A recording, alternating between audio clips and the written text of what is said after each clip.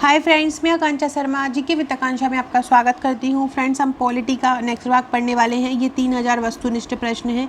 अगर आप ये 3000 प्रश्न पूरे कर लेते हैं तो एग्ज़ाम में कोई भी प्रश्न पॉलिटी से संबंधित आता है आप ज़रूर कर पाएंगे। इसके पहले के 3 भाग के लिए आप प्लेलिस्ट में जाइएगा, पॉलिटी आपको वस्तुनिष्ठ प्रश्न दिख जाएगा, आप वहाँ पर देखेंगे तो इसके पहले के भाग आपको मिल जाएंगे। तो चलिए स्टार्ट करते हैं।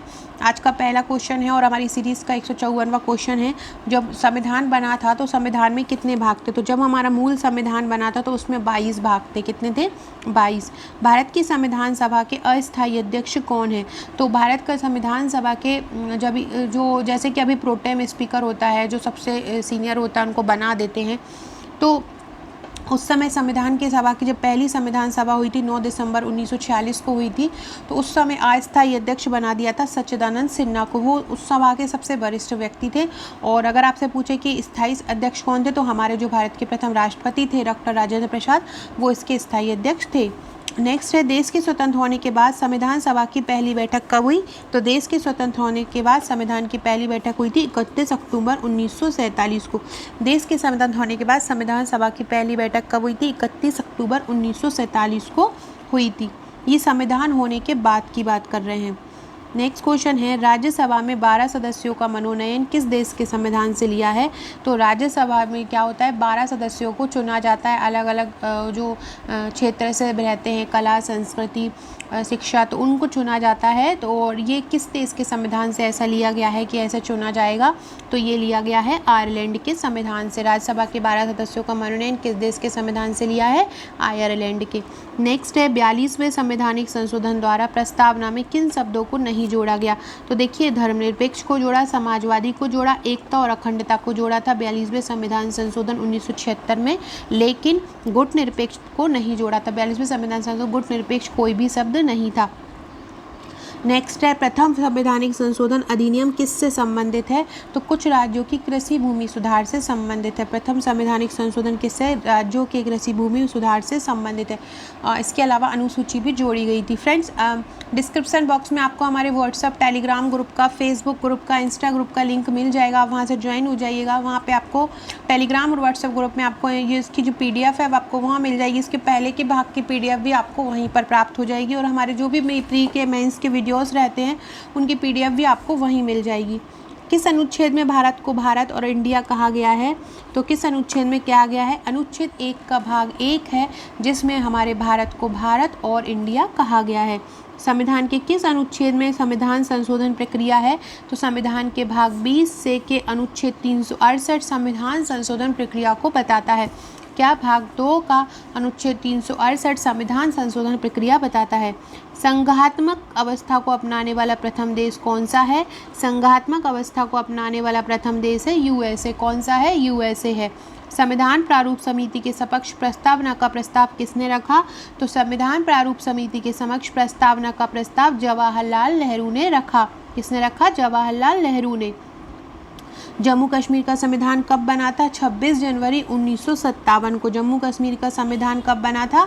26 जनवरी 1957 को बना था। संविधान सभा में शामिल होने वाला राजस्थान का पहला राज्य कौन था? बीकानेर। संविधान में सभाओं में शामिल होने वाला राजस्थान का पहला राज्य कौन सा था? बीकानेर। फ्रेंड्स, आपने अगर मेरे प्री के नोट्स लिए हो तो आपको एक पॉलिटी की फ़ाइल मिली होगी। उसमें उस पॉलिटी की फ़ाइल में आगे बहुत अच्छे से टॉपिक वाइज दिया हुआ है। पीछे लगभग 1000 वस्तुनिष्ठ प्रश्न दिए हैं और 1000 समथिंग वन लाइनर दिए हैं। आप अगर वो 1000 वस्तुनिष्ठ और 1000 वन लाइनर अकेले ही कर लेते हैं तो आपका प्री का कोई भी क्वेश्चन बाहर नहीं जाएगा। आप अगर हम प्री की तैयारी कर रहे हैं PPSC प्री की, तो आप हमारे प्री के नोट्स ले सकते हैं। प्री के नोट्स के साथ आपको टेस्ट सीरीज़ भी मिलेगी। उसमें आपको 10,000 प्रश्न मिलेंगे, 100 टेस्ट रहेंगे। इस प्रकार से 19 बुकलेट आपको प्री की मिलती हैं, जिसमें 16 बुकलेट आपको प्री नोट्स रहते हैं 1 से 10 यूनिट तक। और उसमें आपकी 3 फाइल आपकी टेस्ट की रहती हैं, जिसमें 10,000 प्रश्न रहते हैं। इसी प्रकार अगर आप MPPSC मेंस की तैयारी कर रहे हैं तो मेंस की आपको टोटल 45 बुकलेट मिलेंगी। इन 45 बुकलेट में आपको क्या मिलेगा? 25 बुकलेट आपको मिलेंगी, 1 से 6 पेपर तक की मिलेंगी, जो topic wise question answers form में रहेगा।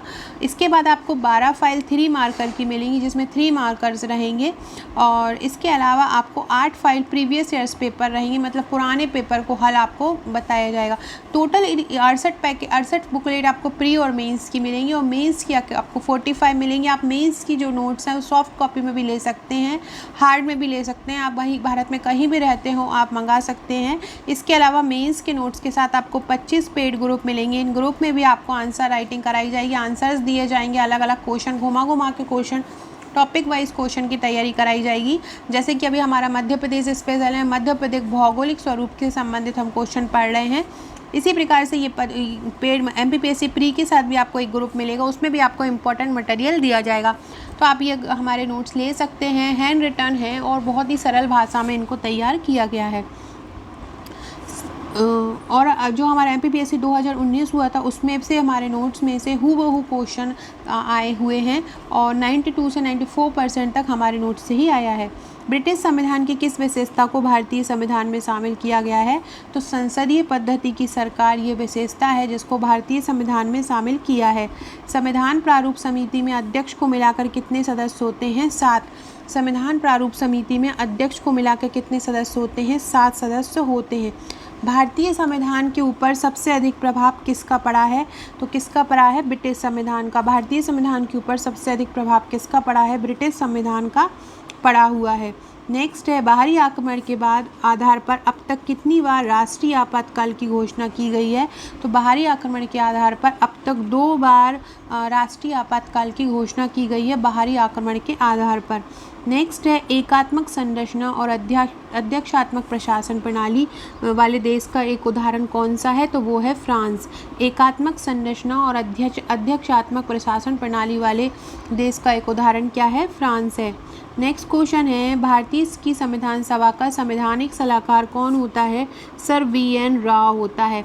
भारत की संविधान सभा का संविधान सलाहकार कौन था? तो जब संविधान सभा बनी थी तो उसका संवैधानिक सलाहकार कौन था? VN राव थे। भारत के संविधान के अंतर्गत कितनी आपातकालीन अवस्थाएं वर्णित हैं? 3। संविधान में कितनी आपातकालीन अवस्थाएं हैं? 3 आपातकालीन अवस्थाएं। आंतरिक अशांति के आधार पर अब तक कितनी बार राष्ट्रीय आपात घोषित किया है? 1 बार किया है। कांग्रेस द्वारा संविधान सभा के गठन की मांग किस अधिवेशन में रखी गई थी? तो फैजपुर अधिवेशन में रखी गई। कांग्रेस द्वारा संविधान सभा के गठन की मांग कब रखी गई थी? फैजपुर अधिवेशन में रखी गई थी। भारत में सबसे पहले राष्ट्रीय आपात की घोषणा कब की गई? भारत में सबसे पहले राष्ट्रीय आपात की घोषणा की गई थी 26 अक्टूबर 1962 को। राष्ट्रीय आपात की घोषणा कब की गई? 26 अक्टूबर 1962 को की गई थी। भीमराव अंबेडकर संविधान सभा में प्रतिनिधि के रूप में कहाँ से निर्वाचित हुए थे? भीमराव अंबेडकर पश्चिम बंगाल से निर्वाचित हुए थे। कहाँ से हुए थे अंबेडकर? पश्चिम बंगाल से। संविधान सभा के उद्घाटन अधिवेशन के अध्यक्ष, उद्घाटन मतलब पहली सभा जब हुई थी, तो अभी मैंने ऊपर बताया था सच्चिदानंद सिन्हा थे। संविधान सभा के किस अनुच्छेद में अखिल भारतीय सेवाओं का प्रावधान किया गया है? तो अनुच्छेद 312 में किया गया है। किस में किया गया अखिल भारतीय सेवाओं का प्रावधान? अनुच्छेद 312 में किया गया है। संविधान सभा का स्थायी अध्यक्ष किसे चुना है? राजेंद्र प्रसाद को। रेगुलेटिंग एक्ट कब पारित हुआ? 1773 ईस्वी में। किस अधिनियम के द्वारा भारत के गवर्नर जनरल को अध्यादेश जारी करने की शक्ति दी गई? रॉलेट एक्ट द्वारा।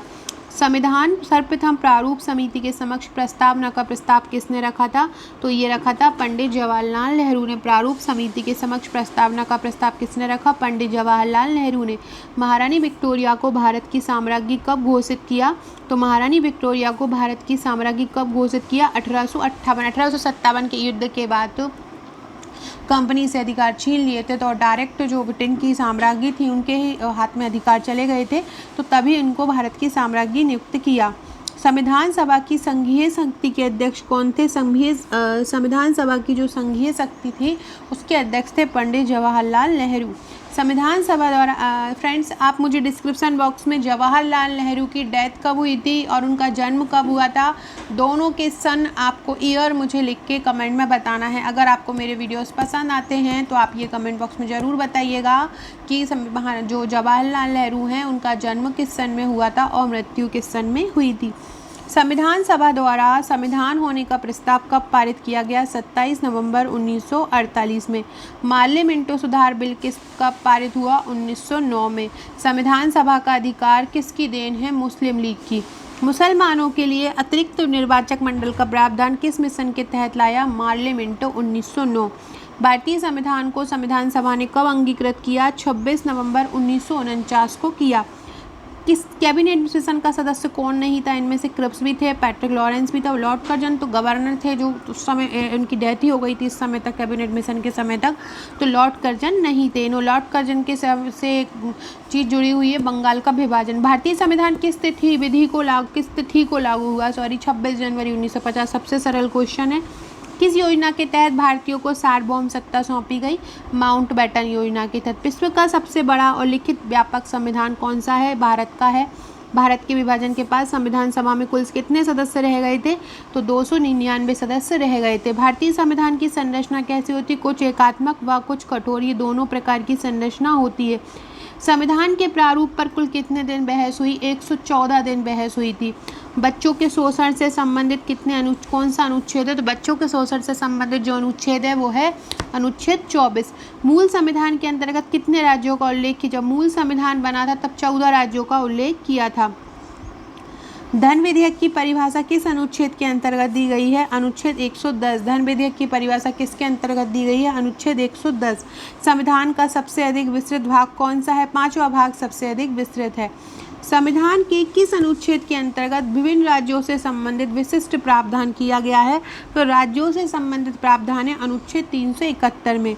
वित्त आयोग की व्यवस्था संविधान के किस अनुच्छेद में है? तो वित्त आयोग जो है, जो वित्त का बंटवारा करता है केंद्र और राज्य में, राष्ट्रपति इसकी नियुक्ति करता है, गठन करता है, तो इसका जो निर्माण होता है या इसका गठन होता है वो किस अनुच्छेद में होता है? अनुच्छेद 280 में। तो वित्त आयोग की व्यवस्था संविधान के किस अनुच्छेद में है? अनुच्छेद 280 में। सो फ्रेंड्स, ये थे आज के हमारे ये 202 क्वेश्चन हो गए। अगले वीडियो में हम फिर 50 क्वेश्चन का एक वीडियो होता है ये। अब वीडियो को अच्छा लगे तो आप शेयर जरूर कीजिएगा। जवाहरलाल नेहरू के जन्म और डेथ जरूर बताइएगा और टेलीग्राम और व्हाट्सएप ग्रुप से जुड़ जाइएगा ताकि आपको वहाँ पर इसकी PDF मिलती रहे। Okay friends, thank you.